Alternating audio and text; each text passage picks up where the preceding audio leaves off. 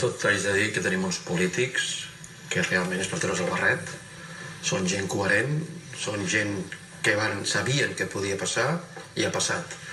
El que està clar, ho hem de positivitzar. Jo entenc que tot l'estat de xoc, tots ho estem, i he parlat també amb els advocats, d'alguna manera també hi col·laborava, però tinguem clar diferents coses. Primer, l'estat espanyol té clar que es va declarar la independència.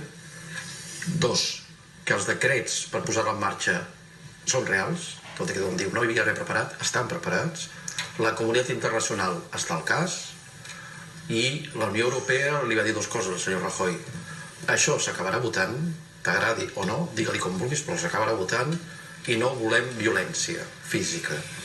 El famós divendres a la nit, després de la declaració d'independència, hi ha aquest Consell Executiu a la que algun dia s'explicarà, perquè no puc revelar el que va passar, tampoc hi era, però en aquell moment sí que es valora que el que arriba d'Espanya és anem a mort.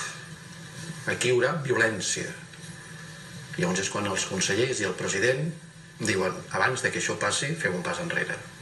Un pas enrere, com la partida d'escacs que sempre diem, s'ha de parar, s'ha de deixar que s'esbravin, que és el que han fet. El Tribunal d'Ordre Públic ha tornat a ser efectiu. La manera de fer aquest sumari, aquest judici sumaríssim, l'hem vist, i tothom sap que no es complia cap garantia.